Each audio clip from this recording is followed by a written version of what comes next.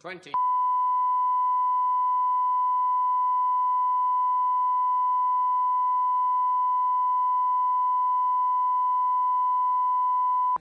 Nine, 8, 7, 6, 5, 4, 3.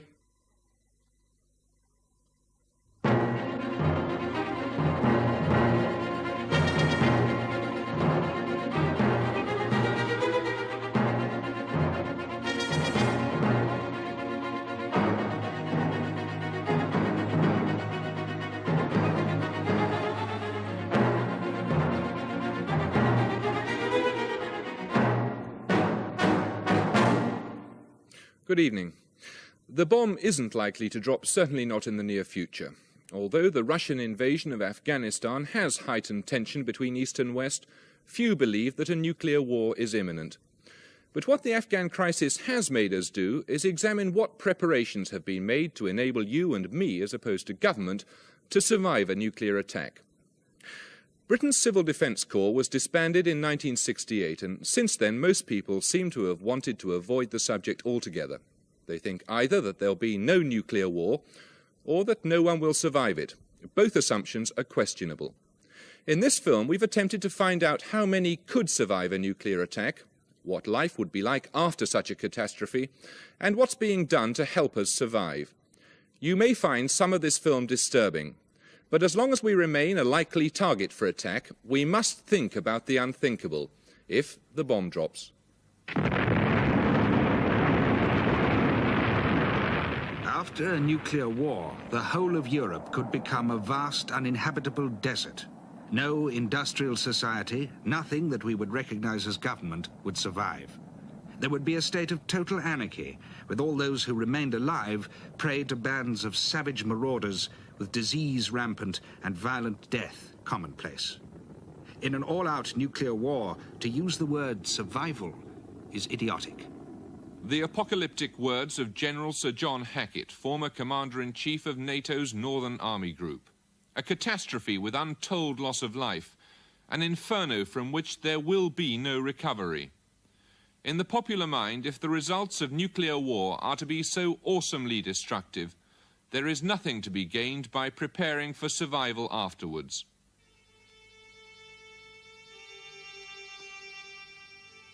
For 12 years, civil defence equipment has lain in warehouses gathering dust. So too have fresh thoughts about our survival. If war came tomorrow, most of us would die. With better preparations, most of us could survive. If people were adequately informed and could take adequate preparations, I think you could reduce your casualty level to about 30%. In other words, we'd have something like 65–70% survivors. And it's those people that we've got to do something about. And that's the whole raison d'etre for civil defence. It's no good having weapons to fight for the freedom of the West. And while our boys are dying at the front, the last thought they have is that the people back home are not going to survive either. So what's the point of the whole bloody mess?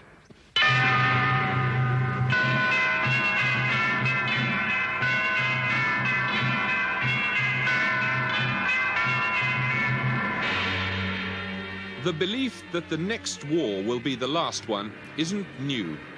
H.G. Wells's 1936 film, Things to Come, reflected contemporary military thinking when it showed the bomber as the ultimate weapon of destruction. Please keep still and listen. War has broken out suddenly. There may be an air raid. The streets will be dangerous.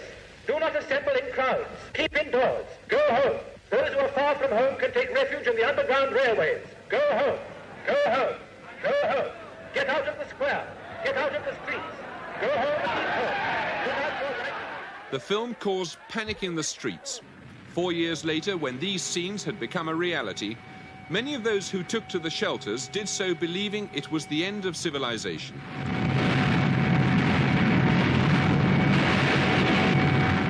They were wrong.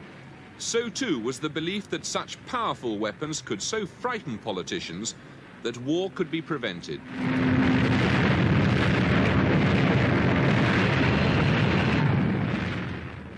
Today, after Afghanistan, the doomsday clock of the Association of Atomic Scientists stands at 7 minutes to midnight, closer to nuclear war than at any time since the two superpowers gained the bomb.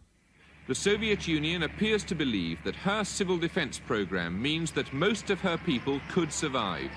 It's yet another undermining of the delicate balance of terror, known as mutually assured destruction. It seems that the Russians do not accept at least the mutual part of assured destruction. Because what mutual assured destruction meant as a theory was that you, in a sense, bared your breast to the enemy. You took no defensive measures. You accepted the fact that you remained absolutely vulnerable to his attack.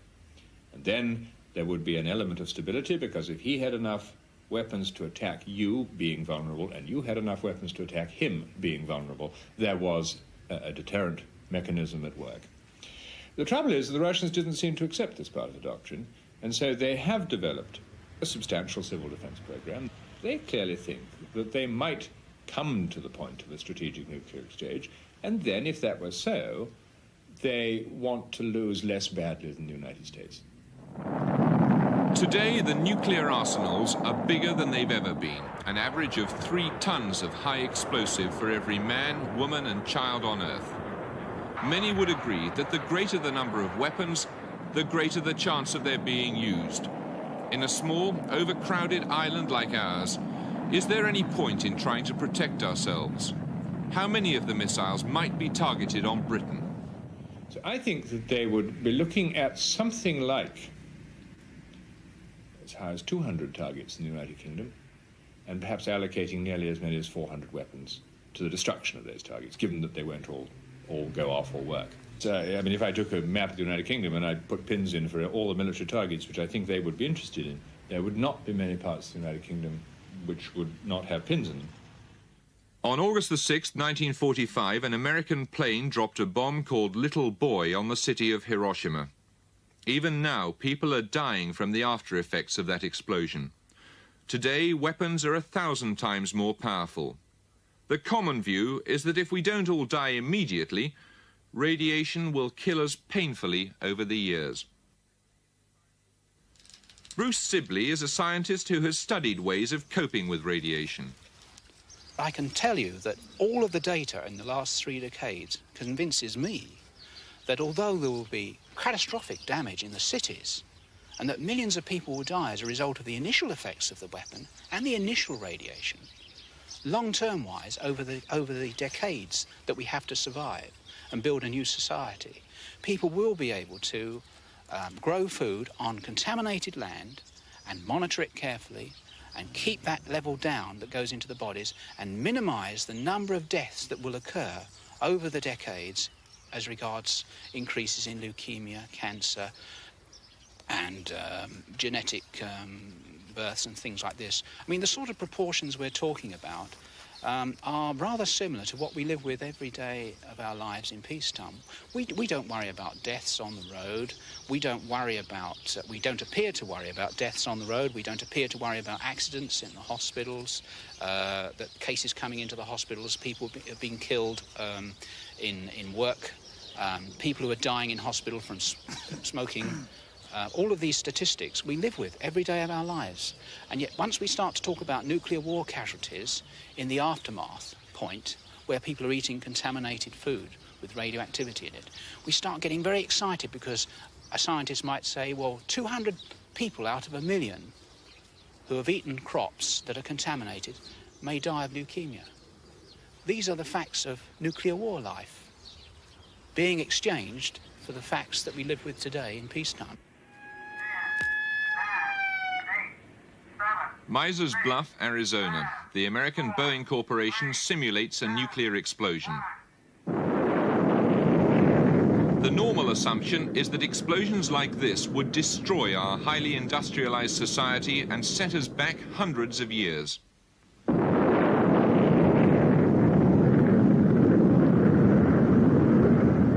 But in this experiment, only half a mile away, Boeing had buried some of the equipment which might be needed to start industry working again. In 4 days, a team of 8 men had dug it all up again and reassembled the factory. In spite of the closeness of the blast, most of the equipment was astonishingly unscathed.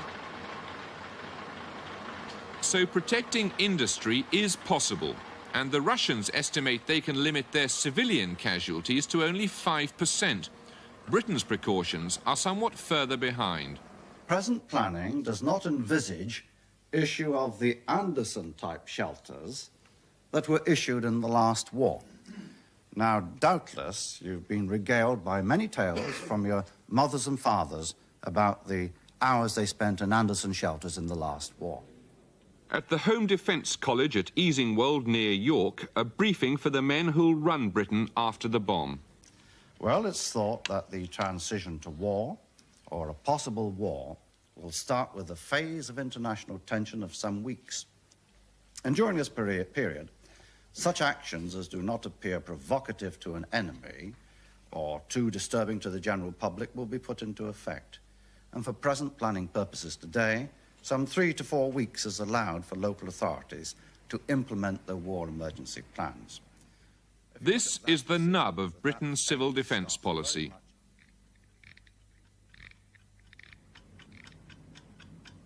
Britain's plans are based on the questionable assumption that there'll be at least 3 or 4 weeks' warning of nuclear attack. During that time, the government intends to print and distribute this booklet to every home in the country. But while the planners are banking on 3 weeks' warning of nuclear attack, Her Majesty's Stationery Office say it'll take at least 4 weeks just to print the booklet. If you're basing your planning on an assumption that you will get 3 weeks' warning, I think that's a grave mistake. I mean, I think that given the readiness of modern weapons, for example, one could imagine a nuclear exchange taking place within 48 or 72 hours. It certainly isn't going to take more than 48 to 72 hours to start the Soviet divisions in East Germany rolling westwards. In response to an urgent appeal by the freedom-loving peoples of Western Europe, the Red Army launched attacks to crush provocations by the aggressive NATO forces.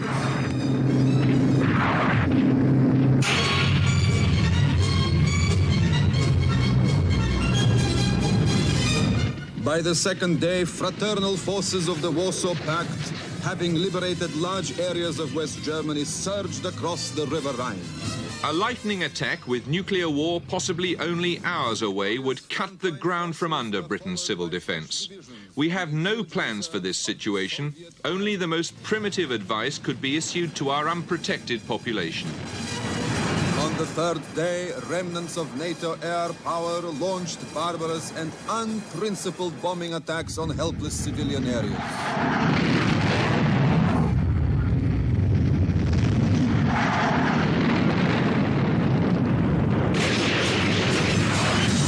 Defeated on all fronts, the imperialists treacherously launched atomic weapons.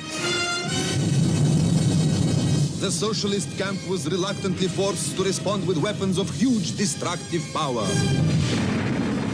Surviving this depends upon information, and currently Britain's population is among the most ill-informed in Europe.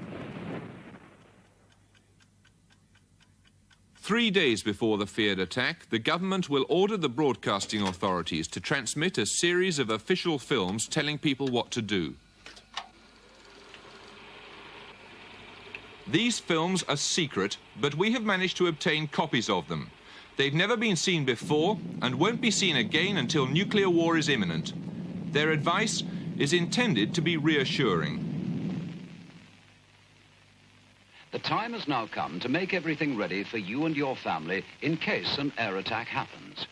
This does not mean that war is bound to come, but there is a risk of this, and we must all be prepared for it.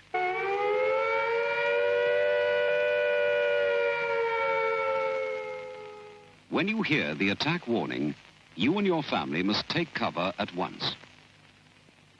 Do not stay out of doors. If you are caught in the open, lie down.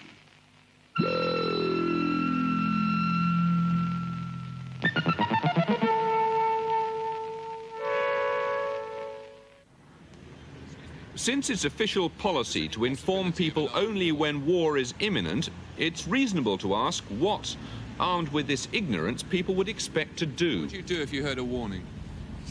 Run for it. Honestly, I don't know. I'd be totally unprepared.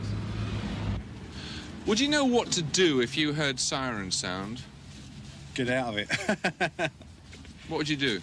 If I was here, I'd go home and get my kids. And what would you do then? Drive out in the countryside somewhere. Waste of time, isn't it? Going anywhere. You've had it, ain't you? Had it, ain't you? Would you take any preparations at all? Well, what preparation you got? You've had it, ain't you? You've had it, ain't you? No good messing about, is it? You've had it, ain't you? No good mess crying over spilt milk, is it? What could you do? They haven't built shelters for anybody, have they? You've seen what's happened with a nuclear bomb, haven't you? The way it scatters everything, you won't stand a chance. Or you wind up with a lump in your trousers.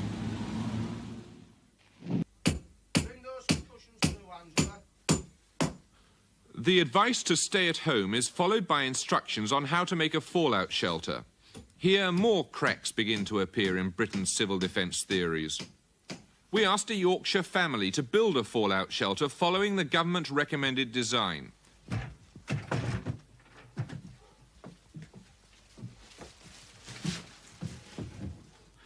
They found that it required 100 plastic bags or similar containers, access to a garden, the strength to dig and carry over a ton of earth, and floor joists strong enough to bear that sort of weight. They and every other family are also advised to buy and take with them enough food to last a fortnight, assuming the shops could meet that sort of sudden demand. This is to be home at least for days and possibly weeks. Inside.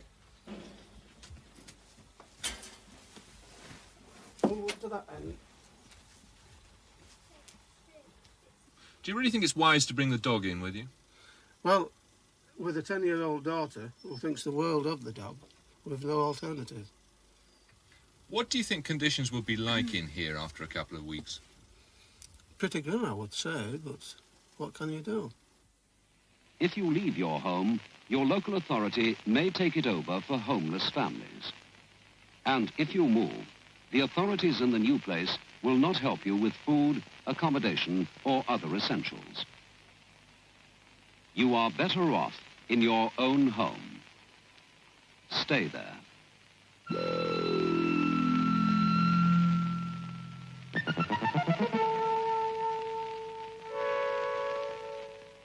I would call it neglect and die in its present form, because I don't think anyone could survive in the cities in makeshift shelters. It's absolutely preposterous to expect anyone to survive under those conditions. But with respect, I mean, the government wouldn't publish a book like that unless it had researched into its effectiveness. Well, I can tell you that I've worked in civil defence for some 25 years, and the literature that was being churned out in the 50s is practically the same as we now have in Protect and Survive. This idea of upturning a table and putting it against a wall and surrounding it with cushions and painting the windows white and bringing in enough food to last for a fortnight into the room so that you can live in this room for a fortnight. I mean, good heavens, if this building is in the target area and it's shattered, broken in some way, then the fallout dust, which comes down immediately after the explosion in high levels, very heavy dust, the initial stuff that comes down, this will be very, very highly radioactive. It will not be stopped by cushions, it will not be stopped by wood, and the people that are sheltering in that makeshift shelter will certainly be dead within a few days to a few weeks from radiation sickness. On the outskirts of Geneva, the house of Monsieur Marcel Guy. There's nothing special about Monsieur Guy or about his house. It happens to have a fallout shelter in the basement, but then so does every Swiss home built since 1960. Without getting out, we would stay 14 days in the shelters. And have you got food supplies in there sufficient for 14 days? Yes. As you can see.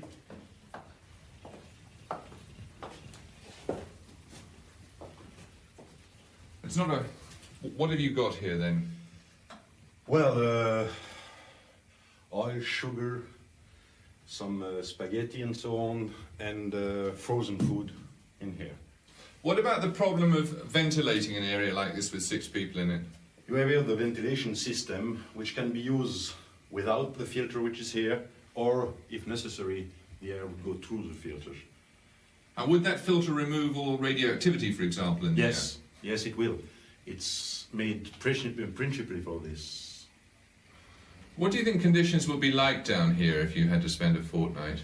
Well, it's not the Ritz here, but I think that if you have the choice between living outside and die outside and living here, a little in small space, well, you just chose to live in here. Before any new house is built in Switzerland, shelter plans have to be approved by the local civil defence authority. Half the extra cost is paid by the government, and in another 10 years there'll be shelters for the entire population. The Swiss government estimates that the whole of their civil defence, including shelters and training people in the basic tasks like firefighting, costs about £10 per head per year. It is, of course, easy for a small, neutral and, above all, wealthy country to believe in civil defence. In this country, the Home Office is now reconsidering Britain's precautions. But here, the priorities are different. Why is it that we don't have a shelter policy in this country? Because of the enormous expense. It's simply too expensive? If you're talking about a communal shelter policy, yes. We're talking about billions and billions and billions of pounds. The amount at the beginning of when I took office, spent a year was £19.8 million. And that had been going up in real terms. Staying the same in real terms. The total amount had been going up. But that's less than 50 pence per head of the population, isn't it? If you say so, yes.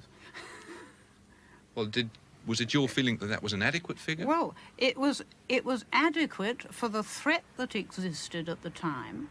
It isn't easy, you know, I think, to have to go to Parliament and have to come to the country and try to provide answers to very difficult questions. But because we believe that this has got to be done, we've embarked on this review. If you've embarked upon the review, is that some indication that the government may be prepared to substantially increase the amount of money that's spent on civil defence? This is what we've got to look at when we've had a look at the options which come out of the review. But at any event, we are likely to be talking in terms of increased expenditure, aren't we? I'm not going to burn any boats in answer to that question at the present time.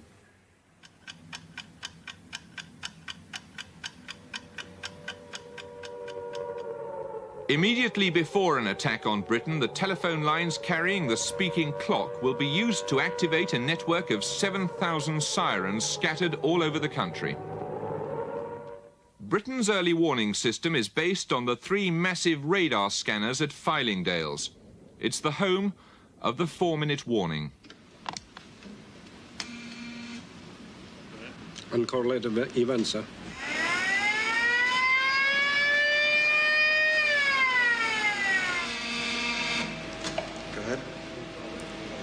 Okay, right confirmed.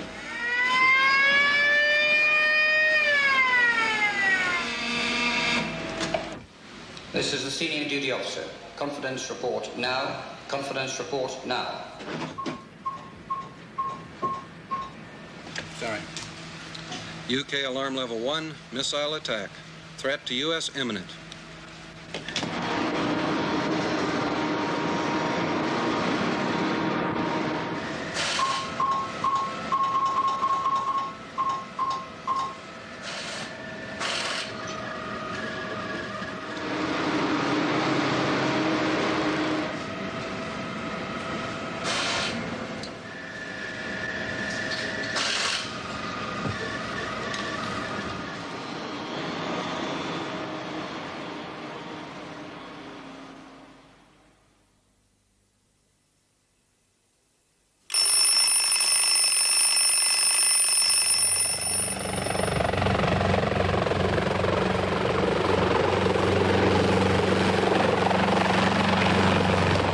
Megaton bomb exploded 7,000 feet above the House of Commons would create a fireball over a mile across, over Piccadilly Circus, Trafalgar Square, the very heart of London. The fireball would last for approximately 10 seconds, reaching inside it temperatures of hundreds of thousands of degrees centigrade. Over an area for about a mile down as far as Vauxhall Bridge, there'd be winds of 700 miles an hour. And while some of the more substantial buildings might be left partially standing, they'd have shifted on their foundations. Anything else, any human beings, would have simply vanished.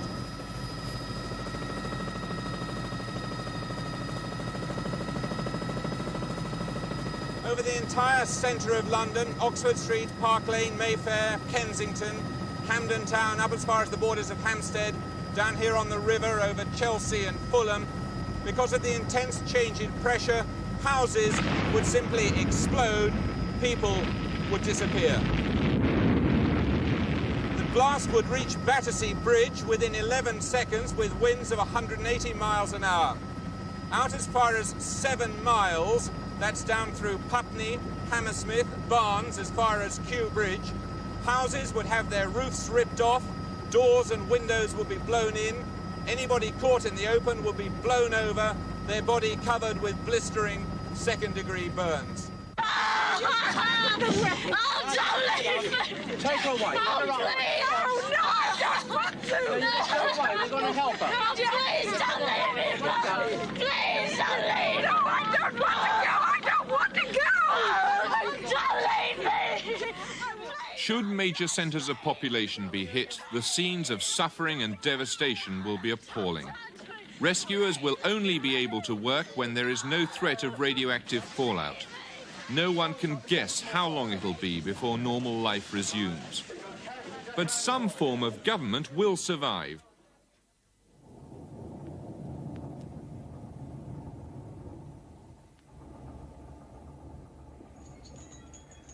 There are 2 guards stationed permanently outside an innocuous bungalow in the home counties, a building so secret we cannot show it.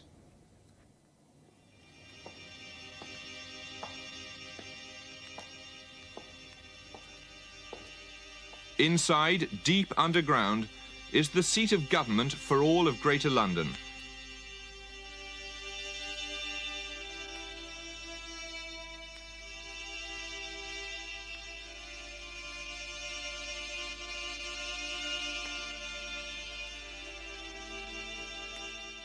"200 civil servants, soldiers, policemen and engineers have been designated to come here in time of war.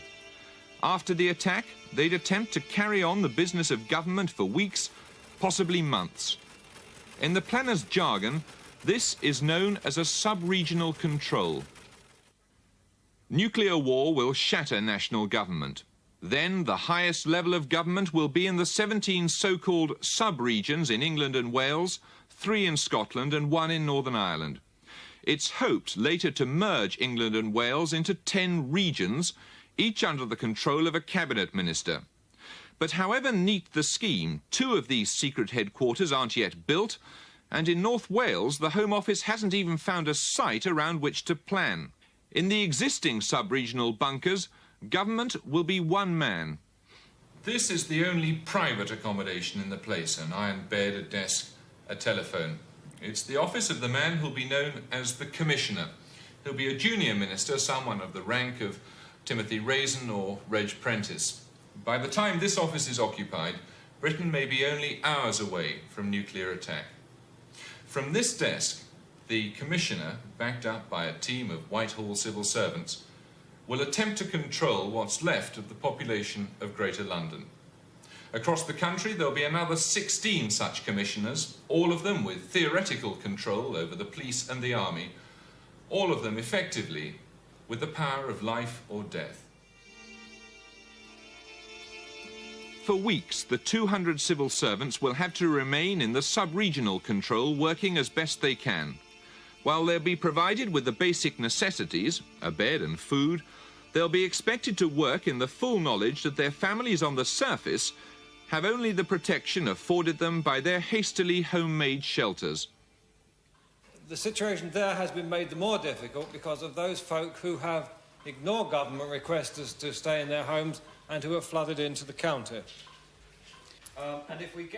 But central government plans may be wildly optimistic. In the early stages after nuclear attack, the highest level of government may be at no more than local authority level.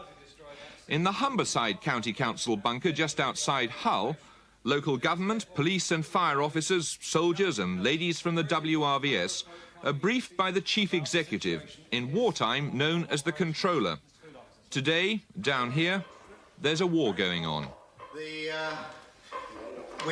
Because of the way in which the government have played down things, people haven't purchased food for 14 days, and I guess that was probably not more than 25% of the population have got their 14-day supplies. The food shops are stripped. We're trying to get as much food into the county as we can, and we have managed to provision emergency headquarters and standby points for police and fire.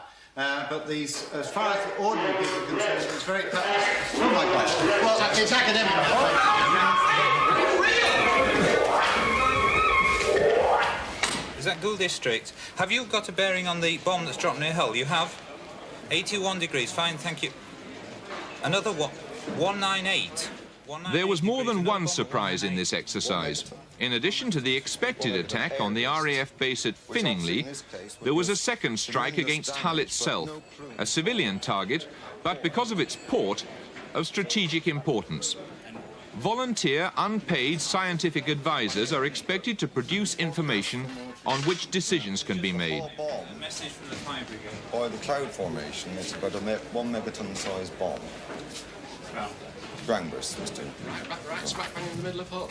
Yes. So we should be calculating the blast rings shortly, Mr. Controller, to explain there's going to be extensive damage. Most of the inner city, the total city of Hull, I think, would be demolished at crater size. From what we know now, the fallout plume is going to go out towards the east coast, somewhere between Hornsea and Withensea, as the main area of high-risk fallout. Is that from the Finningley bombs? No, the winds are all blowing in that direction. The Finningley bomb, well, if it's Finningley, we're not sure yet. We haven't got a cross-reference on there. We haven't got a confirmation on that, but it's somewhere down in that area. There are other bombs in this area? Yes, there's certainly another bomb down there somewhere. Can you give any time when the fallout... Yes. What we're forecasting is this. Within an hour? You know, within an hour. Finningley bomb is a ground burst or an air burst? We don't really know the full details of the bomb down there. We're just guessing that it's Finningley at the moment. It's pretty conclusive about the Hull bomb being a ground burst, Mr. Controller, because outside, I'm sad to say, gentlemen, but all our cars are a charcoal brown colour, and all our windscreens are gone, and adjacent housing around the station is on fire. There's a multitude of trees that have been demolished. So we're positive it's a ground burst weapon, 1 megaton size. So there's extreme damage outside of this control station. So this would explain why we felt the station shake at the time of the explosion. And this would mean that there is very little that one can do for Hull or its residents. In the end, it comes down to one man, a man with more power than he could ever have imagined, even in his grossest dreams or nightmares. Keith Bridge, a former accountant. How much power do you have as controller? As soon as the bomb goes off, total power, theoretically. That would include power over the police, fire brigade, all that sort of thing? Yes. And life and death. Powers of life and death? Yes. What does that mean? That if people were looting, it would be within my competence to instruct that they be executed. Would you expect that kind of situation to arise? It's quite possible. It's feasible. Does having that kind of power, total power, worry you? No. Not at all? No.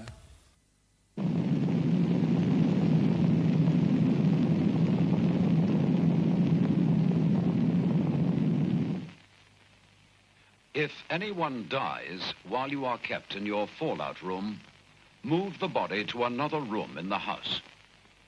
Label the body with name and address, and cover it as tightly as possible in polythene, paper, sheets or blankets. Tie a second card to the covering. The radio will advise you what to do about taking the body away for burial. If, however, you have had a body in the house for more than 5 days, and if it is safe to go outside, then you should bury the body for the time being in a trench or cover it with earth and mark the spot of the burial.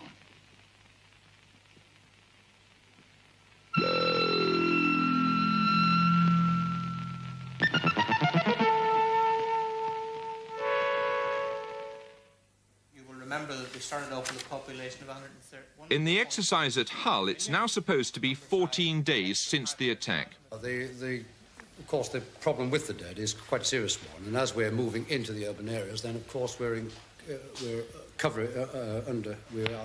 opening up quite a lot of places where, in fact, we're finding various bodies. What we are doing is that we are running a system of collection, and anybody, indeed, who has relatives or friends who are dead, then what we would ask them to do is to place them at the side of the roads that we've cleared, and twice a day we are making a collection round and then disposing of those bodies in mass graves. By now, law and order would be a serious problem.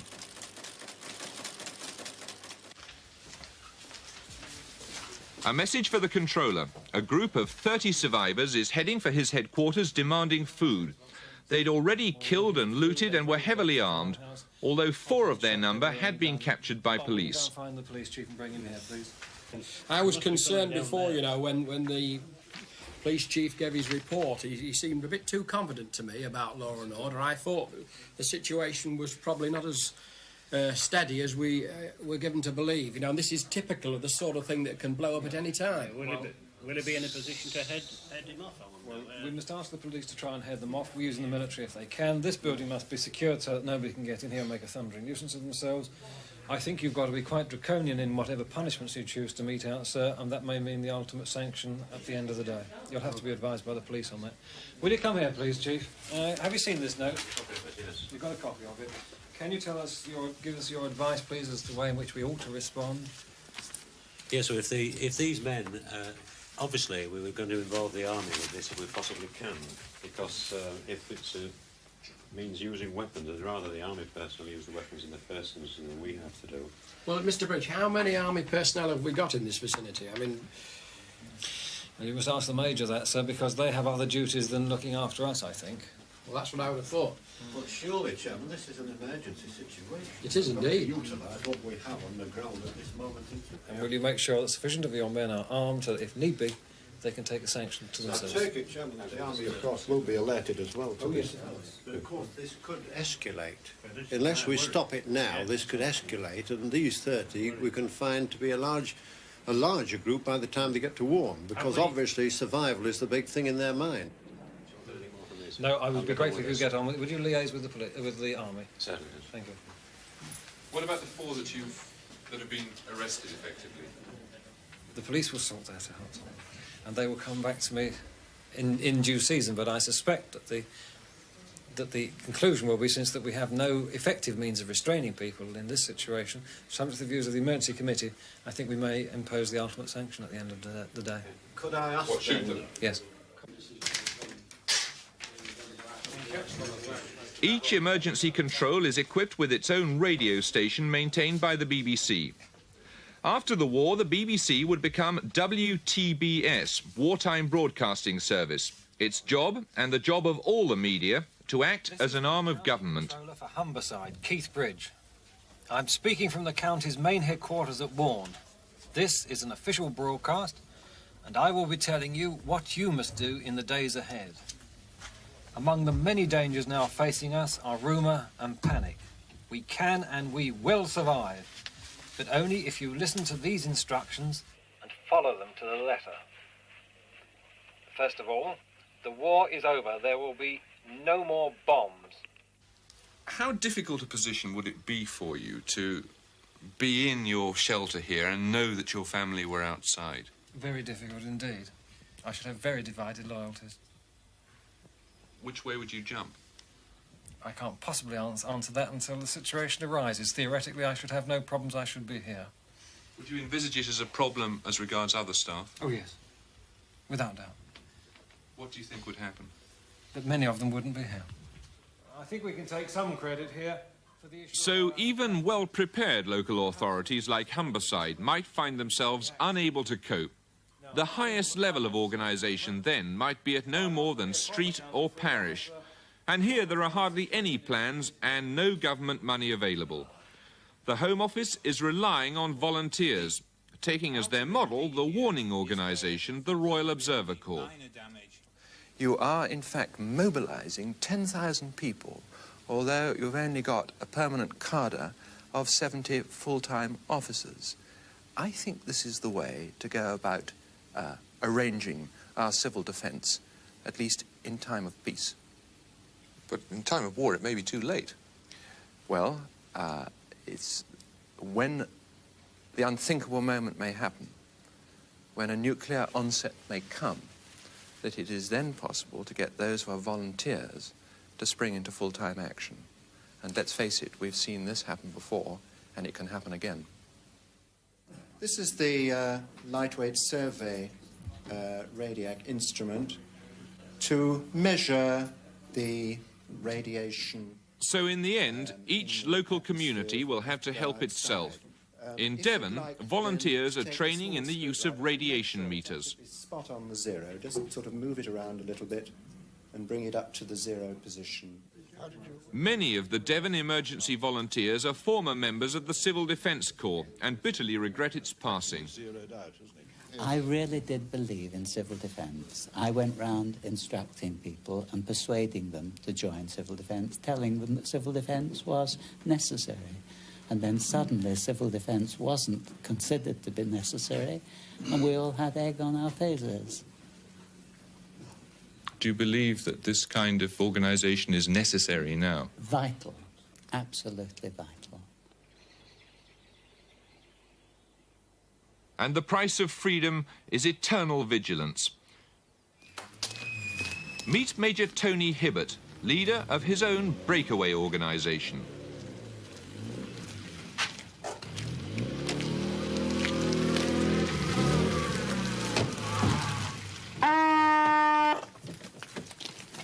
It may not look like a World War III battlefield, but today Major Hibbert, Dick, George, Amanda and Margaret are preparing for a radiation cloud hitting a nearby hamlet.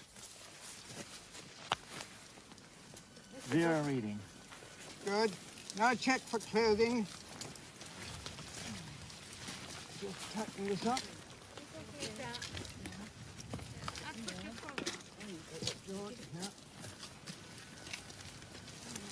Do this up.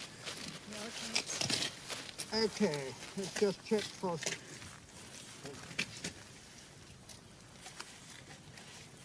We're getting a reading, a positive reading, fallout arrival, check time, fallout arrival 12:25. Dick, I want you to fire the maroons now, please. 3 whistles, or bangs, is the warning for radiation.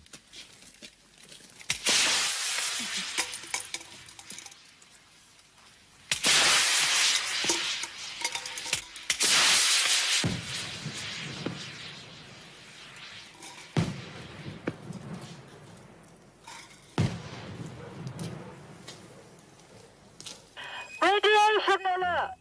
Black warning! Radiation alert! Black warning! Take cover! Close all windows and stay in your core shelter until we tell you it's all clear. Good luck, all of you. Hurry! Hurry! Hurry! Radiation alert! Black warning! Radiation alert! Black warning! Take cover! Close all windows and stay in your core shelter until we tell you it's all clear. If this looks funny now, remember, after an attack, it may be all we have. Gently does it, Amanda. Good luck to both of you.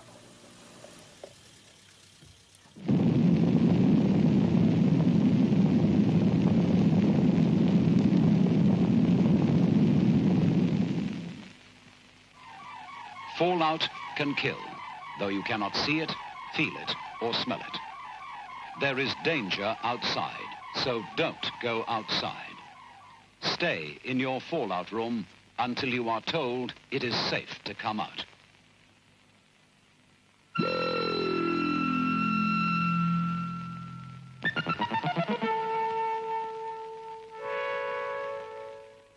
This is the last tin of beans, Trevor. Can you pass that, please? Yeah. We'll have to share it out, one spoonful each. For most, the real world after the bomb would be a grim business. After 2 weeks, food would be almost exhausted. There are over 100 government emergency food warehouses in Britain, but although stocked with essential foodstuffs, they don't add up to a balanced diet, and it might take 3 months to replenish them from elsewhere. The world will be changed utterly.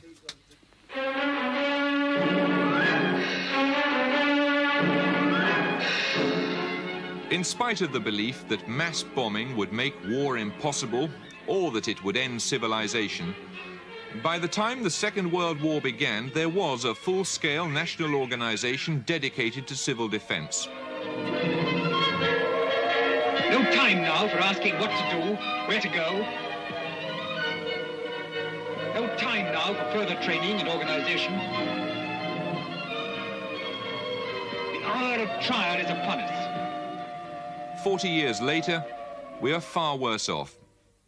Today, civil defence in Britain is little more than a pile of paper. There is no national civil defence force, no evacuation plan, no civilian shelters, inadequate food stocks, general unpreparedness, and a feeling that civil defence is simply too expensive. If war were to break out between NATO and the Warsaw Pact, Britain would certainly be a target. The government is currently considering plans to spend £5,000 million developing new ways of delivering nuclear weapons to the enemy. Last year we spent 20 million protecting the population in whose name the missiles would be fired.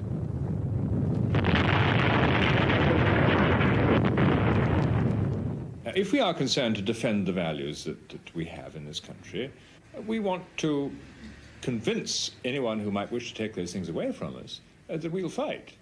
Now, if the only alternative is to use nuclear weapons or lie down and sham dead, that is an uncomfortable choice. If, on the other hand, we've shown that we're serious about our meaning to defend, and civil defence is a part of that, then I think we should do it. For that reason almost alone, as indicating will, intention, moral fibre, call it what you like.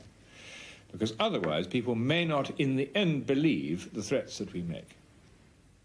It's extremely difficult to know to what extent you can increase the rate of people surviving by an increase in the expenditure of money. But if we're considering spending something like £5 billion on the next generation of independent deterrent, isn't it somewhat absurd to only spend £20 million on protecting the people in whose name those missiles will be fired? Well, look, it is precisely because these questions are being asked and the government realises that answers must be provided that we're holding the review that we are.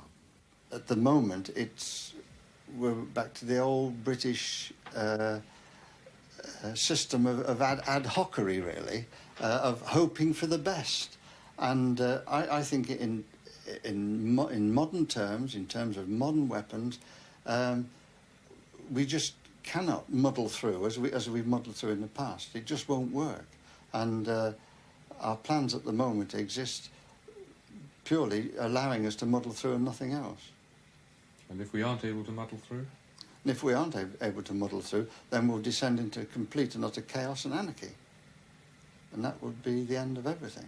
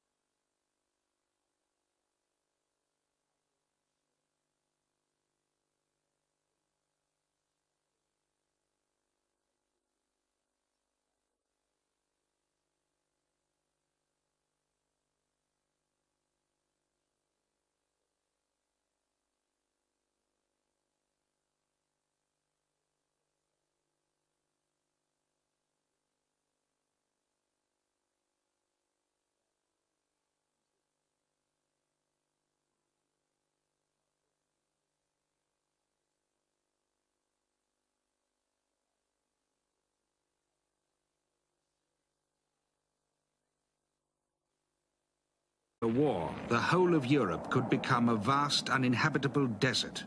No industrial society, nothing that we would recognize as government, would survive. There would be a state of total anarchy, with all those who remained alive prey to bands of savage marauders, with disease rampant and violent death commonplace. In an all-out nuclear war, to use the word survival is idiotic. The apocalyptic words of General Sir John Hackett, former Commander-in-Chief of NATO's Northern Army Group. A catastrophe with untold loss of life, an inferno from which there will be no recovery. In the popular mind, if the results of nuclear war are to be so awesomely destructive, there is nothing to be gained by preparing for survival afterwards.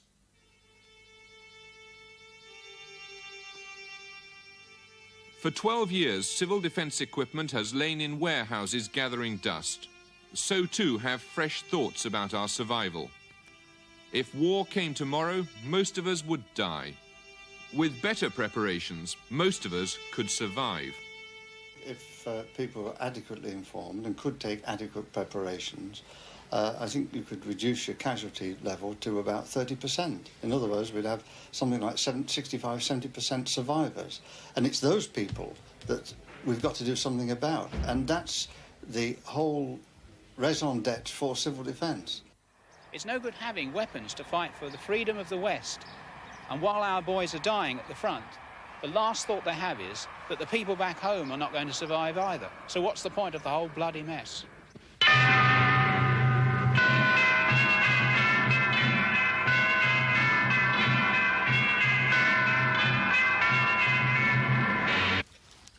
I can tell you that all of the data in the last 3 decades convinces me that although there will be catastrophic damage in the cities and that millions of people will die as a result of the initial effects of the weapon and the initial radiation, long-term wise, over the decades that we have to survive and build a new society, people will be able to grow food on contaminated land and monitor it carefully and keep that level down that goes into the bodies and minimise the number of deaths that will occur over the decades as regards increases in leukemia, cancer and genetic births and things like this. I mean, the sort of proportions we're talking about are rather similar to what we live with every day of our lives in peacetime. We don't worry about deaths on the road. We don't appear to worry about deaths on the road. We don't appear to worry about accidents in the hospitals, that cases coming into the hospitals, people being killed in work, people who are dying in hospital from smoking. All of these statistics we live with every day of our lives. And yet once we start to talk about nuclear war casualties in the aftermath point, where people are eating contaminated food with radioactivity in it, we start getting very excited because a scientist might say, well, 200 people out of 1 million who have eaten crops that are contaminated may die of leukemia. These are the facts of nuclear war life being exchanged for the facts that we live with today in peacetime.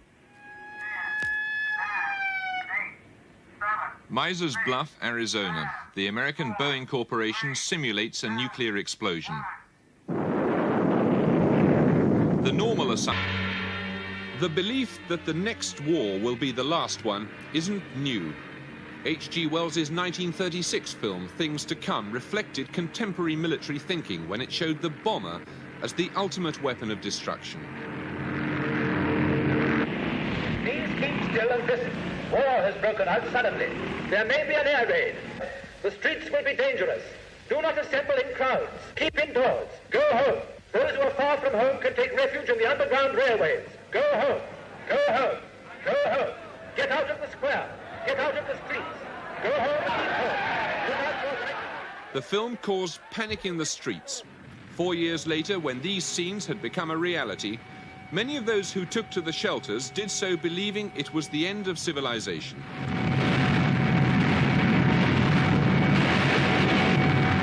They were wrong. So too was the belief that such powerful weapons could so frighten politicians that war could be prevented.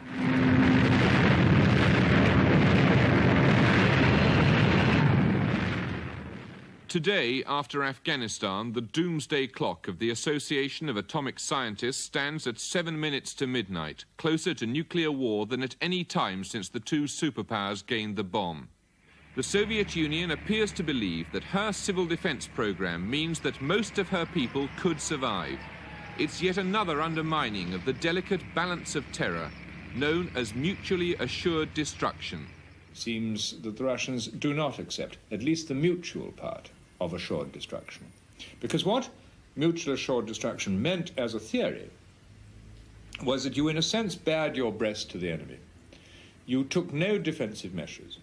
You accepted the fact that you remained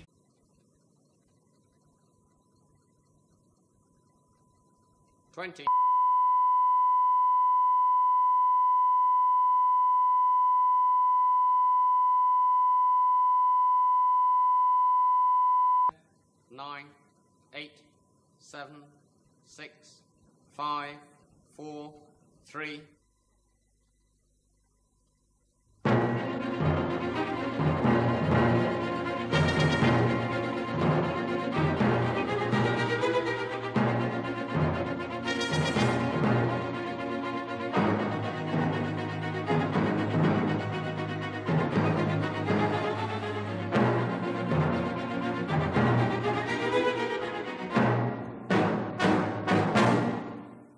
Good evening. The bomb isn't likely to drop, certainly not in the near future. Although the Russian invasion of Afghanistan has heightened tension between East and West, few believe that a nuclear war is imminent.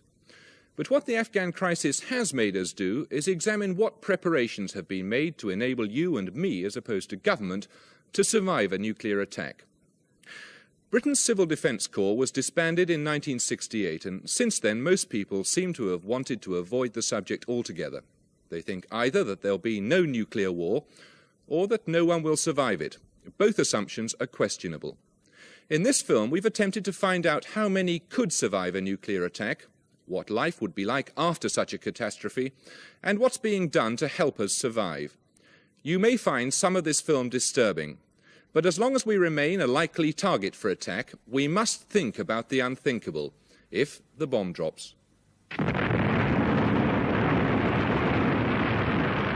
After a nuclear...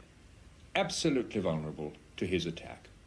And then there would be an element of stability, because if he had enough weapons to attack you being vulnerable, and you had enough weapons to attack him being vulnerable, there was a deterrent mechanism at work. The trouble is, the Russians didn't seem to accept this part of the doctrine, and so they have developed a substantial civil defense program. They clearly think that they might come to the point of a strategic nuclear exchange, and then, if that were so, they want to lose less badly than the United States. Today, the nuclear arsenals are bigger than they've ever been, an average of 3 tons of high explosive for every man, woman and child on Earth. Many would agree that the greater the number of weapons, the greater the chance of their being used. In a small, overcrowded island like ours, is there any point in trying to protect ourselves? How many of the missiles might be targeted on Britain? So I think that they would be looking at something like as high as 200 targets in the United Kingdom, and perhaps allocating nearly as many as 400 weapons to the destruction of those targets, given that they won't all go off or work. So, I mean, if I took a map of the United Kingdom and I put pins in for all the military targets, which I think they would be interested in, there would not be many parts of the United Kingdom which would not have pins in them.